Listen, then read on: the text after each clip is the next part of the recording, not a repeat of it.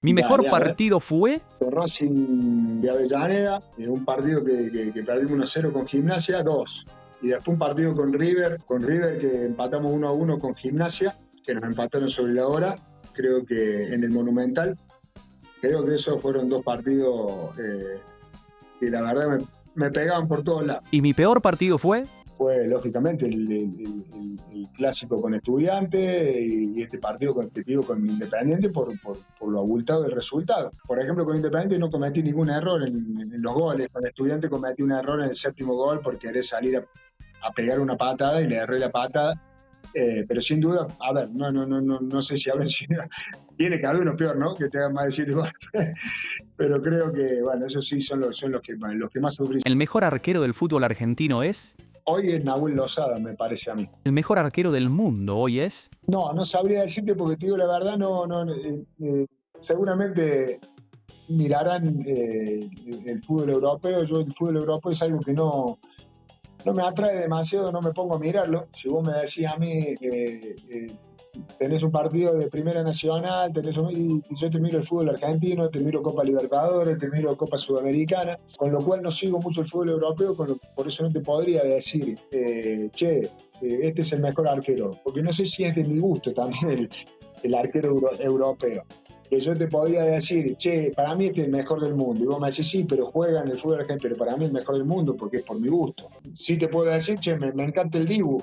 Ahora no sé si con el resto de los arqueros que hay en Europa seré el mejor.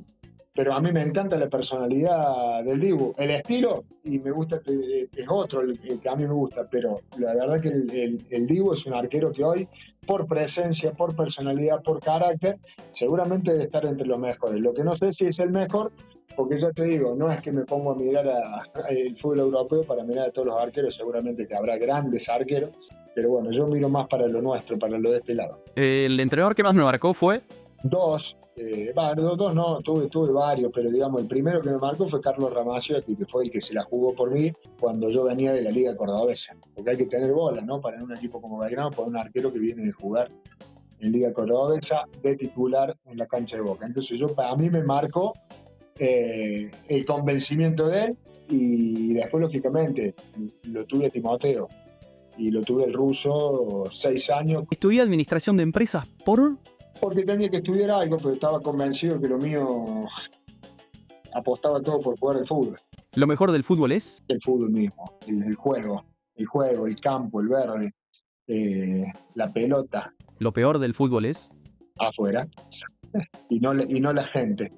En lo mejor del fútbol es que se convirtió en un gran negocio, ¿sí? No un negocio, porque a veces decir negocio parece que fuera algo malo. No, el fútbol se convirtió en una gran industria y el crecimiento de eso a veces encamina hacia lugares donde a lo mejor no te permiten disfrutarlo tanto. Por eso no lo digo como algo malo, porque lo que se genera afuera es lo que vos después te permite vivir de esto, ¿no? Entonces no lo digo como algo malo, sino que digo, a lo mejor, lo que más se disfruta del fútbol, así sería, es el campo, adentro, lo que se genera adentro. Lo que menos se disfruta del fútbol es todo lo que se genera afuera con... ¿Qué arqueros eran tus ídolos de pibe? Y Ángel David Comiso y Carlos Fernando Navarro Montoya.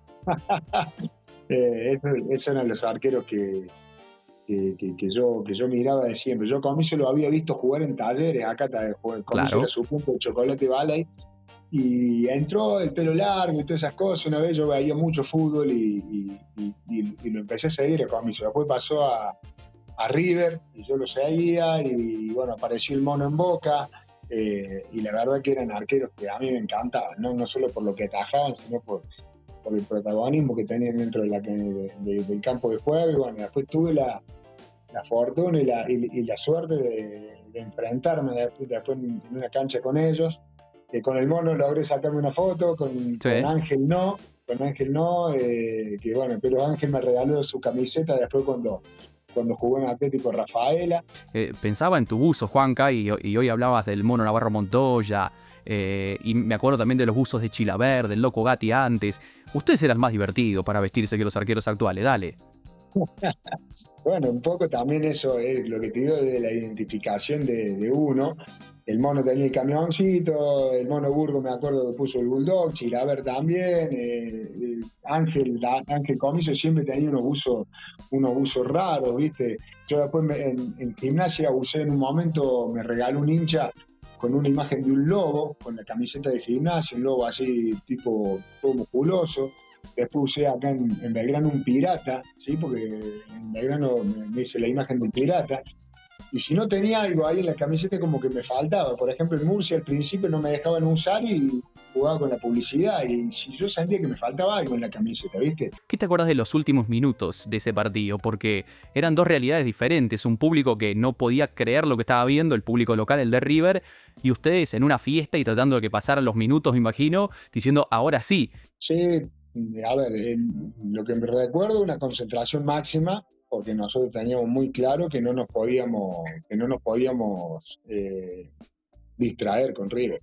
River, si nos hacía un gol faltando 10 minutos y era muy posible que pudiera convertir el que le faltaba.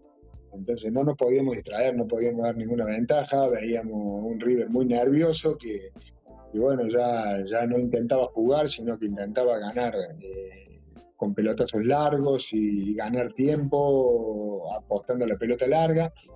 Y nosotros, la verdad que teníamos un equipo con mucho oficio y lo defendimos muy bien, ¿no? Lo defendimos muy bien, apostando también a alguna contra, pero sabíamos que teníamos que defender en un bloque que fuera sólido y que lo único que le podíamos permitir era que nos tiraran centro, que es algo que nosotros lo resolvíamos bien. Che, y después en el Monumental, ¿qué recordás del penal que le atajaste al tanque Pavone? ¿Es cierto que lo tenías estudiado y no hiciste lo que tenías estudiado? Sí, así es, así es. Lo habíamos estudiado, el tanque venía pateando de otra manera, hacia el otro palo, y bueno, por esas cosas que tiene el destino, por la intuición a veces de uno, del momento, y bueno, decidí amagar a un lado y tirarme al mismo lado.